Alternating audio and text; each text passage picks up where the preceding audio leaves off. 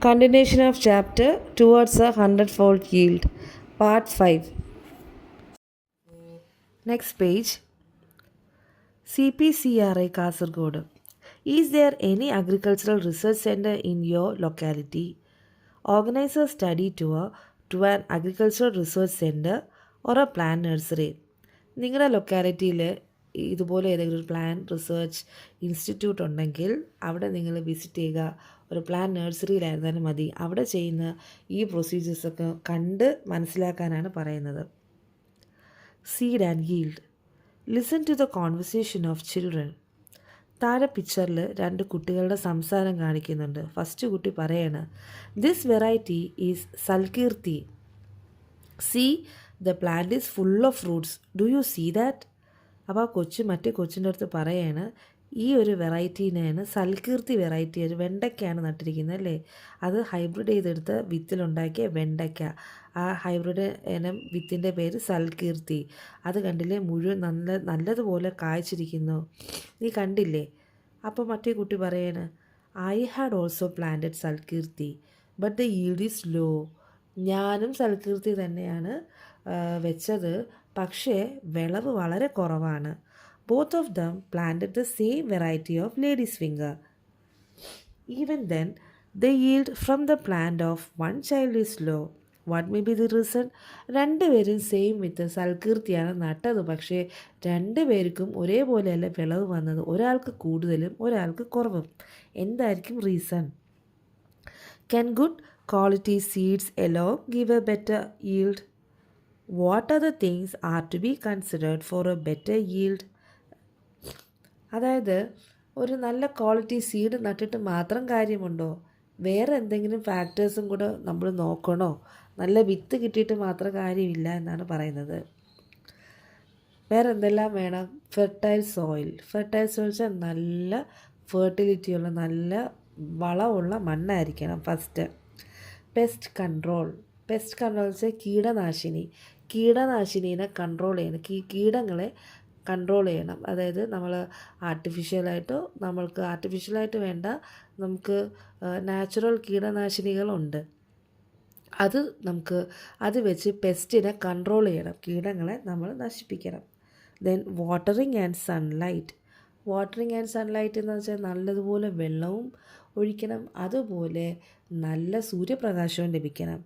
അത് environmental factors. അതുപോലെ അത് മറ്റ് ചില എൻവയോൺമെൻറ്റൽ ഫാക്ടേഴ്സ് എന്ന് പറയുമ്പം എന്താണ്, ചുറ്റുപാടും നമുക്ക് എന്തായിരിക്കണം, ചൂട്, അത് ടെമ്പറേച്ചർ, ചൂട്, പിന്നെ ഹ്യൂമിഡിറ്റി, പിന്നെ മറ്റ് ഫാക്ടേഴ്സ്, അടുത്തുള്ള പ്ലാന്റ്, അടുത്ത് വളരുന്ന ഏത് പ്ലാന്റാണോ അതിൻ്റെ ഒരു റോളും നന്നായിട്ട് ഇതിൻ്റെ ഉള്ളിലുണ്ട്. എങ്ങനെ വെച്ചാൽ അത് നല്ലതുപോലെ അടുത്തുള്ള പ്ലാന്റിൻ്റെയും കൂടെ വെള്ളവും വളവും വലിച്ചെടുക്കുന്ന ഒരു പ്ലാന്റാണ് ഉള്ളതെങ്കിൽ ഇതിന് വളരാൻ സാധിക്കില്ല. അങ്ങനെ അത് പെട്ടെന്ന് നശിച്ചു പോകുന്നു, അതിന് അത്രയും വിളവ് ലഭിക്കില്ല. Next page. Fertile soil. Proper application of fertilizers is required for better yield. Which are the fertilizers commonly used by the farmers of your locality? നല്ല വളക്കൂറുള്ള മണ്ണിൽ നല്ല പോലെ വിളവ് ലഭിക്കുന്നു. നിങ്ങളുടെ ചുറ്റുപാടുള്ള ഫാമേഴ്സ് ഏത് തരം ഫെർട്ടിലൈസേഴ്സ്, വളങ്ങളാണ് യൂസ് ചെയ്യുന്നത്? ഫസ്റ്റ്, കൗഡങ്, ചാണകം, urea, compost, NPK mixture, then bone meal. Classify the fertilizers into organic and chemical by examining your list and the pictures given below. താഴെ തന്നിരിക്കുന്ന ആ പിക്ചേഴ്സ് നോക്കിയിട്ട് ഓർഗാനിക് ഏതാണ്, കെമിക്കൽ ഫെർട്ടിലൈസർ ഏതാണെന്ന് നമ്മൾ തരം തിരിച്ച് എഴുതാനാണ് പറയുന്നത്. See the table below. Organic fertiliser, chemical fertiliser. Organic ഫെർട്ടിലൈസറിൽ എന്തൊക്കെയാണ് ഉണ്ടാവുക? Cow dung, compost, bone meal, chicken manure. Then chemical fertiliser. Chemical ഫെർട്ടിലൈസറിലോ urea, then NPK mixture. Father of green revolution. Dr. M.S. Swaminathan is an agricultural scientist known as father of green revolution in India. ഇന്ത്യയുടെ father of green revolution ആരാണ്? Dr. M. S. Swaminathan. He had developed high yielding seeds and popularized them among farmers and thereby achieved a leap in the area of food production. ഇദ്ദേഹം doctor Swaminathan ഇയാളൊരു plant റിസർച്ചറായിരുന്നു. ഇദ്ദേഹം എന്ത് ചെയ്തു?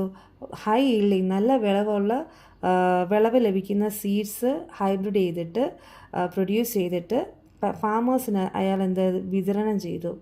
അങ്ങനെ ഒരു ഏറെക്കുറെ food cultivation food പ്രൊഡക്ഷൻ്റെ ആ ഒരു ഏരിയ കുറച്ചും കൂടെ നല്ല രീതിയിൽ പോപ്പുലറൈസ് ആയി. ഫുഡ് പ്രൊഡക്ഷൻ കുറച്ചും കൂടെ ഇൻക്രീസ് ആയി. The efforts made by him helped to overcome poverty in most of the Southeast Asian countries. ഇദ്ദേഹത്തിൻ്റെ ഈ ഒരു ശ്രമം കാരണം സൗത്ത് ഈസ്റ്റ് ഏഷ്യൻ കൺട്രീസിലെ ഒരുമാതിരിപ്പെട്ട പട്ടിണിയെല്ലാം മാറി. He was awarded with Magsaysay world food prize and Padma Bhushan. World food prize ആയ Magsaysay അവാർഡും പത്മഭൂഷൺ അവാർഡും ഡോക്ടർ എം എസ് സ്വാമിനാഥന് ലഭിച്ചു. The characteristics of organic fertilizers and chemical fertilizers are given in the table below. Analyze the table and record your observation in the science diary. താഴെ 2 table തന്നിട്ടുണ്ട്. Organic fertilisers, chemical fertilisers. അതിൻ്റെ characteristics, അതിൻ്റെ രണ്ടിൻ്റെയും പ്രത്യേകതകളാണ് ഇവിടെ എഴുതിയിട്ടുള്ളത്. Obtain from organic fertilisers, obtain from organic matter. Organic fertilisers എവിടെ നിന്നാണ് ഉണ്ടാകുന്നത്? ഓർഗാനിക് മാറ്റേഴ്സ്, ഓർഗാനിക്കായിട്ടുള്ള കാര്യങ്ങളിൽ നിന്നാണ് ഓർഗാനിക് ഫെർട്ടിലൈസേഴ്സ് ഉണ്ടാകുന്നത്. Whereas chemical fertilisers produced from chemical industrially. അതായത് ഓർഗാനിക് ഫെർട്ടിലൈസേഴ്സ് ഓർഗാനിക് മാറ്റേഴ്സ് വെച്ചിട്ടാണ് ഉണ്ടാകുന്നതെങ്കിൽ കെമിക്കൽ ഫെർട്ടിലൈസേഴ്സ് ഇൻഡസ്ട്രിയലിയാണ് ഉണ്ടാകുന്നത്. എങ്ങനെ? കെമിക്കൽസ് കൊണ്ടാണ് ഉണ്ടാകുന്നത്. Required in higher quantity. Organic fertilisers ഒരുപാട് വേണം. Required in lesser quantity. Chemical fertilisers കുറച്ച് മതി, ബിക്കോസ് ഇറ്റ് ഈസ് കെമിക്കൽ അല്ലേ. Then organic fertilisers not harmful to soil. നമ്മൾ എത്ര ക്വാണ്ടിറ്റി കൂടുതൽ എത്ര തന്നെ എടുത്തിരുന്നാലും ഓർഗാനിക് മാറ്റേഴ്സ് കൊണ്ട് ഉണ്ടായതുകൊണ്ട് ഓർഗാനിക് ഫെർട്ടിലൈസേഴ്സ് മീൻസ് വളങ്ങൾ മണ്ണിന് ഹാംഫുൾ അല്ല, ഹാനികരമല്ല. Whereas chemical fertilisers excess use destroys soil structure. ഈ കെമിക്കൽ ഫെർട്ടിലൈസറിനെല്ലാം ഒരു അളവുണ്ട്. മണ്ണിൽ ഇത്ര ഇടാവുള്ളൂ, ചെടിയിൽ ഇത്ര ഇടാവുള്ളൂ എന്നൊക്കെ അളവുണ്ട്. ആ അളവിൽ കൂടുതൽ യൂസ് ചെയ്യുകയാണെങ്കിൽ ഡിസ്ട്രോയ്സ് ദ സോയിൽ സ്ട്രക്ചർ. മണ്ണിൻ്റെ ഗുണത്തിനെ തന്നെ അത് നശിപ്പിക്കും. Cannot be supplied as a single component. Organic ഫെർട്ടിലൈസേഴ്സിന് ഒന്നായിട്ട് ഒരു ചെറിയൊരു കോമ്പണൻ്റായിട്ട് സപ്ലൈ ചെയ്യാൻ പറ്റില്ല. Whereas chemical fertilisers components can be supplied as per requirement. നമുക്ക് ആവശ്യമുള്ളതനുസരിച്ച് കെമിക്കൽ ഫെർട്ടിലൈസേഴ്സ് സപ്ലൈ ചെയ്യാൻ പറ്റുന്നു. Organic and chemical fertilisers have their own merits and demerits. Organic ഫെർട്ടിലൈസേഴ്സിനും കെമിക്കൽ ഫെർട്ടിലൈസേഴ്സിനും അവരുടേതായിട്ടുള്ള മെറിറ്റ്സ്, നല്ല വശമുണ്ട്, ഡീമെറിറ്റ്സ്, ദൂഷ്യവശങ്ങളുമുണ്ട്. Farmers of our state follow a mixed method of applying more of organic fertilizers and lesser quantity of chemical fertilizers. Farmers also use microbial fertilizers for better yield.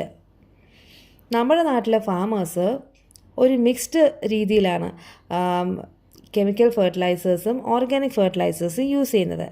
അവർ കൂടുതൽ organic ഫെർട്ടിലൈസേഴ്സും കുറച്ച് chemical ഫെർട്ടിലൈസറും microbial ഫെർട്ടിലൈസേഴ്സും use ചെയ്യുന്നു. Microbial fertiliser it is also kind of organic fertiliser. അത് എന്തിനാണ്? നല്ല ഒരു വിളവ് ലഭിക്കാനാണ് ഇവരിത് മൂന്നും ഒരു മിക്സ്ഡ് രീതിയിൽ യൂസ് ചെയ്യുന്നത്. What is micro fertiliser?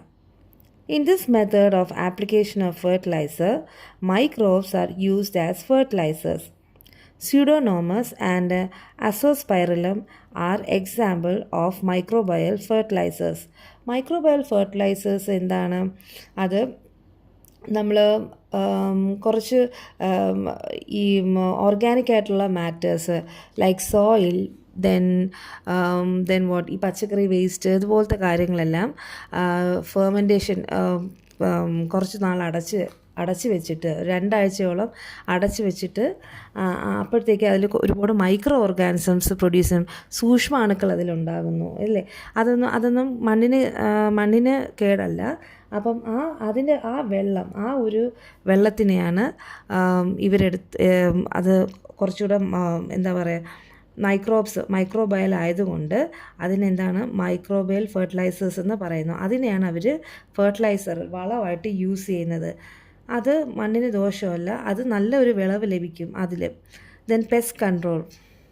Pest infestation in plants is a major issue faced by farmers.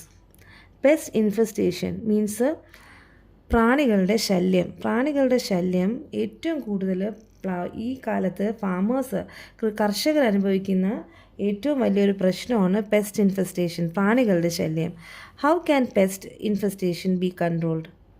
എങ്ങനെയാണ് പ്രാണികളുടെ ശല്യം നമുക്ക് കുറയ്ക്കാൻ സാധിക്കുക? One farmer says, I spray chemical pesticides well, so not a single pest in my crops. First farmer പറയാണ്, നോക്കൂ, ഞാൻ എൻ്റെ എൻ്റെ കൃഷിയിൽ കെമിക്കൽ പെസ്റ്റിസൈഡാണ് യൂസ് ചെയ്യുന്നത്. അതുകൊണ്ട് ഒരു സിംഗിൾ ഒരു ഇൻസെക്റ്റ് പോലും, ഒരു പ്രാണി പോലും എൻ്റെ കൃഷിയിടത്തിലില്ല. സെക്കൻഡ് കർഷകൻ പറയുന്നു, I spray tobacco decoction, I could control pest to some extent. ഞാൻ യൂസ് ചെയ്യുന്നത് ടൊബാക്കോ ഡെക്കോക്ഷൻ, ടൊബാക്കോ മീൻസ് മറ്റേ പുകയില മിക്സ്ചർ, ഡെക്കോക്ഷൻ പുകയില ചേർത്ത മിക്സ്ചറാണ് ഞാൻ യൂസ് ചെയ്യുന്നത്, ഡെക്കോക്ഷനാണ് യൂസ് ചെയ്യുന്നത്. അതുകൊണ്ട് ഒരു പരിധിവരെ എനിക്ക് പെസ്റ്റിനെ കൺട്രോൾ ചെയ്യാൻ സാധിക്കും. This is a natural way. Then very old കർഷകൻ പറയാണ്, ഏറ്റവും പ്രായമുള്ള കർഷകൻ പറയാണ്, pest can be control by using light trap too. അപ്പോൾ അദ്ദേഹം പറയുന്നത് കീടങ്ങളെ വളരെ ലൈറ്റായിട്ടുള്ള ട്രാപ്പ് വെച്ചിട്ടും നമുക്കതിനെ കൺട്രോൾ ചെയ്യാൻ പറ്റുന്നു. അപ്പോൾ what did the frog said? I love pest, I will eat as many as I can. അപ്പോൾ ആ തവള പറയാണ്, എനിക്ക് പ്രാണികളെ വലിയ ഇഷ്ടമാണ്, ഞാൻ എത്ര കിട്ടിയാലും തിന്നും. Haven't you listened what each of them said? അപ്പം there are different modes of pest control in plants അല്ലേ. അപ്പം ഈ കർഷകർ പറയുന്നത് ഡിഫറെൻറ്റ് മോഡ്സ് ഓഫ് പെസ്റ്റ് കൺട്രോളാണ്. ഒരാൾ കെമിക്കൽ പെസ്റ്റിസൈഡ് യൂസ് ചെയ്യുന്നെന്ന് പറയുന്നു, മറ്റൊരാൾ ഓർഗാനിക് പെസ്റ്റിസൈഡ് യൂസ് ചെയ്യുന്നെന്ന് പറയുന്നു. പ്രായം കൂടിയ കർഷകൻ പറയുന്നത് എന്താണ്? അദ്ദേഹം ചില ട്രാപ്പുകൾ യൂസ് ചെയ്തിട്ടാണ് കൺട്രോൾ ചെയ്യുന്നതെന്ന്. ഫ്രോഗിൻ്റെ ഒരു ഒരു ഹെൽപ്പും ഇതിലുണ്ട്. പെസ്റ്റിനെ തിന്നാനായിട്ട്, പെസ്റ്റിനെ കൺട്രോൾ ചെയ്യാനായിട്ട് ഫ്രോഗിൻ്റെ ഒരു വലിയൊരു കൈയും ഇതിലുണ്ട്. ഈ ചാപ്റ്റർ പാർട്ട് 6 കണ്ടിന്യൂ ചെയ്യുന്നതായിരിക്കും.